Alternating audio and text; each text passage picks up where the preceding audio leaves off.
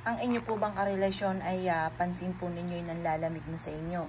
Ako po yung magtuturo sa inyo ng gayuma para ang inyong karelasyon ay manumbalik muli ang pagmamahal sa inyo. Maaaring siya po ay naa-attract na sa iba or maaaring nagsasawa na siya dahil madalas naman ganun ang nangyayari sa mga matagal ng mag-asawa.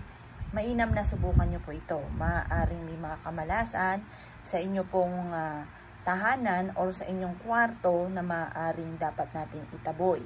Ngayon po mga bossing ko, kung kayo po ay nakakaranas ng parang pakiramdam ninyo na ang inyong karelasyon ay nanlalamig na sa inyo, subukan nyo po itong gawin ha mga bossing. Gawin nyo po ito kung hindi po Tuesday, Friday. At pagkatapos, kumuha ka ng isang basong tubig at paminta.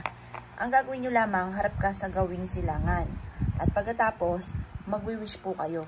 Sabihin nyo po sa pamamagitan ng gagawin nyo ito ay manunumbalik muli ang anghang ng pagsasama ninyong dalawa at mawawala kung ano man ang mga kamalasan na kasalukuyang pinagdadaanan. Lalo na ang away-away palagi mga bossing. Ngayon po mga bossing ko, mag-wish ka lang ng mula sa inyong pong puso, maniwala ka at maging positibo na kung ano man ang wini-wish ninyo ay kaagad nyo itong makakamtan. Kailangan kapag gumawa ka ng ganito, isikreto nyo na lamang. Kasi nangyayari kapag po kayo po ay may nakakaalam, may mga kumukontra, kasi may mga tao rin talaga na hindi naniniwala sa mga gatong mga pamamaraan. Kaya kailangan isikreto nyo na lamang. Ngayon po mga bossing, mag-wish ka na ng lahat ng nais ninyo sa inyong dalawa na gusto nyo maghanap sa inyong karelasyon. Pero wag nyo na po itong ipagsasabi kahit kanino. At huwag kang gagamit ng sana kapag kayo ay nagwi-wish.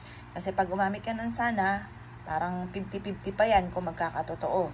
Pero kung walang sana, direct to the point, yan po mga bossing ko, basta maniwala ka lang, maging positibo, makakamtan ko ano man ang ninanais.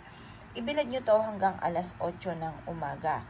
Makalipas ang alas 8 ng umaga mga bossing ko, ito po ay ilagay nyo sa ilalim ng inyong higaan. Ang dulot po nito ay napakaswerte.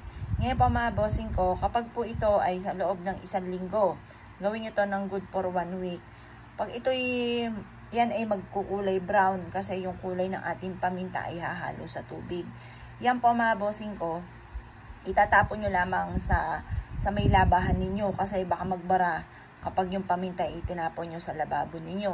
Ngayon, or kaya itapon nyo ito sa labas. Sa labas nyo po siya itatapon. Ngayon, kapag po naitapon nyo na, pwedeng gumawa ka muli ng ganito or iba pang mga pamamaraan ng panggayuma.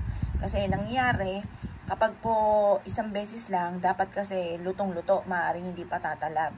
Kailangan lutong-luto po yan. Kumbaga marami ka pang gagawin para ang inyong karelasyon ay manumbalik muli ang pagmamahal or yung inyong pong target na inyong kasalukuyang boyfriend. Basta yung tunay po ha, bawal dito yung mga second, third hanggang fifth.